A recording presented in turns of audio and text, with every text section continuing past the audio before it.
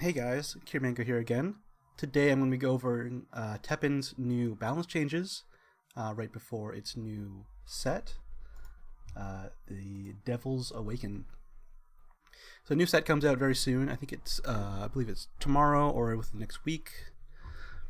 And before that, there is a balance change that comes with it. Now, even if you're not interested in Teppen, I encourage you to watch this video because what they do for their balance changes I really like. They go over a lot of different mechanics and different card abilities and different hero abilities. I like how they target a bunch of different things at the same time. Recently I've seen some balance changes which are really like they want to focus on one or two small things, and hopefully that makes a big enough impact. I prefer when they do cast a large net, pretty much, and balance a bunch of things at the same time. I feel like they should be, when you're balancing a game, you should be looking at the whole thing. And even if it's just little bits of small things on like more cards, more abilities, I prefer that than just one big change to one card, because that effect is, how do you say it? Might be impactful, but something else that's stronger is probably going to take its place. And I prefer if they look into that a little bit more. So I encourage you to watch this video, and you can see kind of how I would prefer balance changes to be in a card game. So first change is they're adding a Mulligan system. So currently in Teppen, there is no Mulligan. The opening hand you get is the hand you have to keep, but they're including a Mulligan system that lets you exchange all of your cards in your hand once. I don't really want to go into details of do I prefer all of the cards or some of the cards with the Mulligan system. This is just to fix the issue in Teppen where you can start the game and you actually cannot play any cards because all of your cards are cards that target your own units. And if you have no units to target, then you actually can't play any cards. So this is just a not a full fix that issue, but at least it helps alleviate that problem a little bit. So I'm glad they added that. Next we're going into a unit ability. So this is a keyword. Revenge is a keyword. Revenge is when the unit dies, instead of going to your graveyard, it goes to your deck. Its cost is reduced by half, rounding down, and usually it gets bonus stats. And the revenge keyword will tell you how much stats they get, depending on the card. So what's happening here is it's going from rounding down to rounding up. So if it was previously a 3-cost card and it has revenge, it will go to a 1-cost card currently, but after the balance change, it will go to a 2-cost card. I personally think this is a big change. So the difference between a 1-cost card and a 2-cost card is double, and that pretty much changed how many times you can play one of your, like a zombie card. So a zombie is a 3-cost unit that has revenge. So when it dies, it goes back in your deck, gets more stats, and it costs 1 instead of 3. So now it'll cost 2. So you can't spam as many zombies anymore. Yeah. So they say, yeah, because you don't want to play a bunch of 1-cost things that are very powerful. It's really hard for your opponent to keep up with that. So I'm glad that they're actually targeting game mechanics, not just certain cards. Next we have the hero arts. Hero arts are like hero abilities. Each hero has 3 different hero arts you can choose from. The first one is Ratha Vulcan. Ratha Vulcan is a really powerful hero art that buffs one of your units and gives it flying, so it's really hard to block. And you just kind of combo it to a point where you just kill your opponent in 1 hit or 2 hits, and it's really hard for your opponent to deal with that card because it's flight. So what they're doing is they're making it cost more. It costs more AP, which means it takes longer for you to activate the effect. and before it got plus X attack, where X is the number of times you've boosted attacks with action cards in that game. Now they still have that effect, but it caps at 3. I'm a really big fan of caps on scaling abilities. In card games, I feel like if a ability has a scaling aspect to it, you need to look at that scaling aspect and see what point does this ability get too much power for how much it costs. So I'm a big fan of capping out scaling abilities. So I like this change. It's also a very aggressive ability. And a infinitely scaling aggressive ability I'm not in favor of that, so I'm glad that they capped out the attack bonus at 3. Next is Darkness Illusion. So Darkness Illusion will destroy all of the enemy units that are afflicted with Halt. Now, Halt is really easy to get on units. You have a lot of action cards, you have a lot of units that will give Halt to a unit, and just destroying them all is really strong. So a lot of the game is balanced in a way where the more powerful a unit is, the more it costs, the harder it is to remove.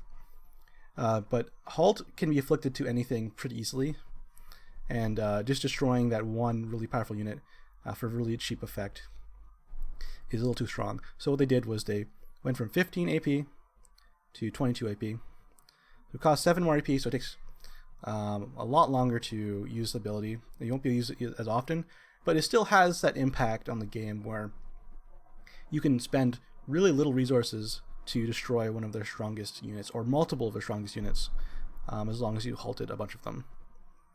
So this is a good change, I believe.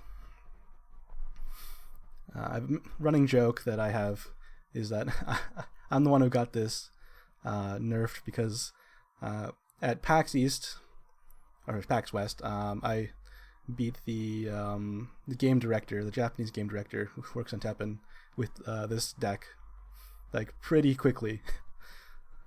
So maybe it's my fault this got nerfed, because it currently in the meta is not that popular. But before it was really strong. I'm glad that they're targeting it now. It might be a little late, but it could be a problem in the future. Darkness Destruction. Again, this is similar to Darkness Illusion, where you destroy a unit, but this is destroys a unit with a cost 5 or less. So 5 or less is most units in the game, because if you're playing a 2-color deck, you cannot go above 5 MP. You can't pool more than 5 MP, so you can't play anything that costs more than 5. So against every 2-color deck, this will destroy any unit they have. Now against monocolor decks, it comes a little bit weaker because they'll have 6 cost, 7 cost, 8 cost units. But having a bunch of really high costing units in your deck makes for a bad deck design, because you probably won't be able to play as many things as quickly. So you'll still have 5 cost units that can hit by Darkness Destruction, and it's really easy to get the 18 AP just to really easily destroy one of the opponent's things. So they just did a slight nerf. It costs 20 from 18. Just a very slight nerf. Yeah, it's a nerf, but it's not that big. It will be slightly noticeable against say more aggressive decks that have a lot of cheap units, or a mid-range deck that has a bunch of 5 cost units. Next is Ouroboros. Ouroboros is the graveyard interaction reviving a unit. So when a unit goes into your graveyard, it sits there as an object or a card. It's still a card in your graveyard, similar to like a physical card game like Magic the Gathering. You take the card, you put it in your graveyard. What it does, it takes that card, the highest card out of your graveyard, and puts it onto the field. That card is no longer in your graveyard because it's now on the field. So it gives you kind of an idea of what that does. So before, you get your strongest unit, which is a Devil Joe, usually. And then Devil Joe will die and go back to the graveyard, and then you can resurrect that same Devil Joe again with this effect. So now when you resurrect something from the graveyard, it gives it an effect on death. Remove this card from the game. So it no longer goes back to the graveyard, so you can resurrect it again. It gets removed from the game. It gets exiled, it gets banished, it gets just removed from the game, so you can't resurrect it again. So that's it's very strong. Usually you would only get maybe 3 resurrections per game, which is usually all 3 of your Devil Joes, but getting all 3 of your Devil Joes into the graveyard is actually pretty difficult. There's a card called False Throne, which finds the highest cost unit in your deck and puts it in the graveyard. So that card makes it really easy to get 1 Devil Joe when you want. And now, when you have 1 Devil Joe, you don't have to get another Devil Joe in the graveyard because it just keeps them going back. But now you have to find different ways of getting strong units into your graveyard. I don't think it really kills the deck. A lot of people think the deck's not going to be playable anymore, but I think this change is really nice. It makes Ouroboros more of a just resurrect one thing and more of resurrect your kind of more powerful mid-range deck, and you just play maybe a variety of targets for Ouroboros instead of just one. Next we have some buffs. So they're nerfing a bunch of things, but they're also buffing some things that were previously not seeing much play. I'm also a big fan of buffs when you're doing a balance change, just so you get more variety in abilities and decks. So dive attack, before it cost 25, it gives all of your units +2 attack. Really simple ability. Now it's 19. Yeah. So anything that gives a buff, I believe, like, shouldn't cost too much, because the units that you get buffed can probably get removed, other than Ratha Vulcan, which gives them flight. So this gives them all of units more attack, but they also are still they can still be blocked. As long as they can still be blocked, I'm fine with this kind of effect costing a little bit less. So pretty powerful aggro ability if you're going wide, but doesn't give your cards evasion. And the evasion part of Ratha Vulcan was the biggest part. 19 might be a little cheap, but we'll see. We'll see how this deck's built, because it doesn't really grant you any tempo. It just grants you more damage. Next we have Quicksilver. Now, this ability is really a really awkward one pre-change. So it costs 27, which is like one of the most expensive hero arts in the game. 27 is a lot of AP. Inflict slow, which means units attack half speed, which is very powerful because you can just kind of ignore their units now that they're attacking so slowly. And gives them counterbind. Now this is the only effect in the game that references counterbind. Counterbind means that they can't counterattack. So when a unit blocks, it will also do its attack damage to the attacking unit. Now this stops them from doing that. So it's really awkward that this was the only ability that referenced counterbind and didn't have a keyword indicator telling you what it actually meant. So you just have to play the ability to learn what counterbind meant. So they removed that awkwardness by just saying that unit cannot counter. So counterbind is no longer a keyword. It costs 9 less, which is a lot, but it can only target 1 unit now. So it's more of a targeted, slow, and counter. So you just kind of disable one of their units instead of disabling all of the units. But 27 AP, you're probably dead before you can even use Quicksilver. Now you play it at a rate where you can target their key win condition unit and kind of just disable it while you focus on your own gameplay, game plan, that is. So, yeah, I think it's pretty good. It's good now, where before it was just way too slow. Now we're moving on to cards. First up, you have Reckless Charge. Reckless Charge is a card that works very well with Ratha Vulcan because it is just very uninteractable. Lets you get in your combo damage really easily. For 1 MP, it completes attack prep for a friendly unit. That means that after your action phase where you're playing all of your action cards, your unit will immediately attack the thing in front of it. So if there's flight and there's a non-flight blocker in the way, it'll attack the enemy directly, which means it's really uninteractable. The only way you can stop this is by destroying the unit during that action phase, or you're going to take that damage. And it costs 1 MP, so you can easily just chain them off while your opponent can't do anything because they don't have enough MP to interact with you. So they increased the MP cost to 3. This is what I recommended. So a few months ago, Jay Wong on Twitter asked how we nerf this card. I said, just make it cost 3. So that's what they did. But they also gave it a little bonus, where it gives your friendly unit plus 2 HP, which is just a small bonus, just to make up for the extra cost that the card got. So that's kind of nice that they don't just kill off a card. They make the card cost more, but they also give it a little bit of bonus to make up for the extra cost. I'm a fan of that. Glad to see this change. You can no longer just spam this off. Next we have Ibuki. This is an interesting change. So Ibuki, this card has Resonate. Resonate is whenever you play an action card, Resonate effect will activate. So currently it is gain plus 1 attack, 1 defense, or 2 HP. After the change, it will be just 2 HP, but she will start with 6 HP instead of 4 HP.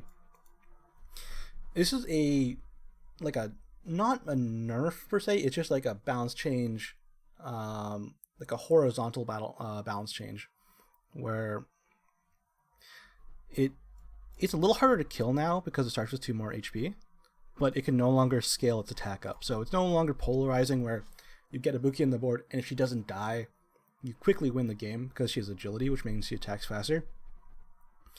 Now she won't kill you nearly as fast, but she's hard to remove right off the bat. So the thing with Ibuki currently is that if you play her, she has 4 HP, your opponent just immediately kills her with something like a unit card or a hero art where you can't interact with them because they don't use the action phase. And 4 HP is really low. So it's really hard to play Ibuki currently because she just gets blasted right away. So with 2 more HP, she has a better chance of surviving, and once she survives a little bit, then you can quickly get her HP up by resonating. So it's not really a straight up nerf. It allows you to play a deck that doesn't just stack one thing. Now you probably want to play multiple resonant units, so you can actually kill your opponent at a decent pace. So interesting change to Ibuki. We'll maybe see a resonate deck come out that's a little less focused on one big tall unit and maybe a bunch of medium-sized units. Next change is a kind of like a weird interaction change. So this is a card that changes a target of an action card randomly. Before it activated even if that target was not a legal target for the action card. Now if that target is not a legal target, it won't activate the effect. So let's say it's a removable card that says destroy a unit with 2 attack, and it gets randomly changed to a unit that has 4 attack. Before, it would still destroy that unit. Now it would not destroy the unit, so it just kind of removes the awkwardness of the random effect. It still could be played as a way of just to stop a buff. It's really good at stopping buffs, especially if the opponent only has one thing to buff. Just a decent change. Next, we have probably the most controversial change. This is probably one of the most powerful cards in the game. What it does, it steals a enemy unit as long as the enemy unit has 4 HP or less, and you has another 4 cost card on your side of the board. So Purple has a theme where these different 4 cost cards will interact with each other in different ways. So this one will steal an enemy unit, which is really powerful tempo. So you can imagine just you play your card early game and your opponent just steals it. You lost. Not only do you lose the sunken cost in the card, the opponent also gains that card. So it's really, really powerful, especially for how much it costs. So what they did was they increased your HP. It also made it so the thing you steal is 3 HP or less instead of 4. Bad time for construction. Yeah, so like people say that this is not going to be really that effective because it still steals something. 3 is like 4 HP versus 3 HP. It's kind of interesting. So 4 HP, you want to kind of steal something right away. So let's say a Buki currently would get stolen right away. That's why Buki's kind of bad at 4 HP, and she's a really powerful unit. So currently that would just really ruin an opponent's game plan, pretty much just win the game on the spot. Now at 3 HP, there's a lot less powerful things you can steal, but you still do get to steal something. And just stealing pretty much anything is such a huge tempo swing. So this card is probably still going to wreak havoc. So I think purple should have got a little bit more nerfs. Maybe not just this card, because you kind of want to keep this card intact. And this is probably as far as you can go nerfing this card without just ruining it, because it has to be 4 MP. But the stats didn't have to be 2/2. I don't think that was required for the card to be a good card. The way you counter this is just have really big things that require the opponent just to do a lot of extra damage to it before they can steal it. Or make sure the opponent doesn't have another 4-cost unit in play. Next we have False Throne. This is a card that goes Ouroboros really easily. They just increase its cost from 1 to 2. Doubling the cost of this card is really just makes it harder to play. False Throne, currently you just play it whenever, and it's barely cost anything. Now you kind of have to think about when you play it, but it's good to play in response. So if opponent plays an action card, you get this for free because it costs 2, and you get 2 temporary MP every time an opponent will activate an active card. So it's still pretty cheap, but just not as cheap. And last, we have another buff. So Legend Eater Nergante is supposed to be a really powerful legendary unit that has a big downside, but you get a really big unit. So when played, it removes 10 cards from your deck and it gains 5 attack and 10 HP. So it makes it a 5/11 for 7, which is really big. But the opponent just kills it. The opponent just like, whatever. I use my removal on it. Now you spent 7 and lost 10 cards from your deck, and it's just gone. So what they did was they made it cost 1 less, so it's a faster to play this card. It's 1 less attack to make up for that like extra MP, like the less MP it costs. That's whatever. But also it's Veil. That's the most important part. Veil means that it can't be targeted by opponents' abilities and actions. It can still be targeted by random things. It can still be targeted by AoE. Well, not really targeted by AoE. It can be able to be affected by AoE. So there's still ways of using removal on it. It just can't be targeted, which makes it stick around more.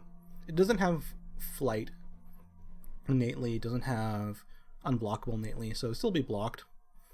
But it can. You have to throw a bunch of chump blockers in front of him if you don't want to take that 4 damage. In black, there's a few buff cards, so you can just buff him up, maybe make him a big unit that just chomps down on your opponent. Yeah, that's the balance changes. So as you can see, there's a lot of different things changed. A lot, like not just nerfs, but buffs and like horizontal changes to cards and effects, and changes to keywords and in-game mechanics. And I'm really glad that they're looking at these things as they go forward with this game. So let me know what you think in the comments below, and make sure to follow, subscribe, and check out the Twitch for more Teppen content. See ya.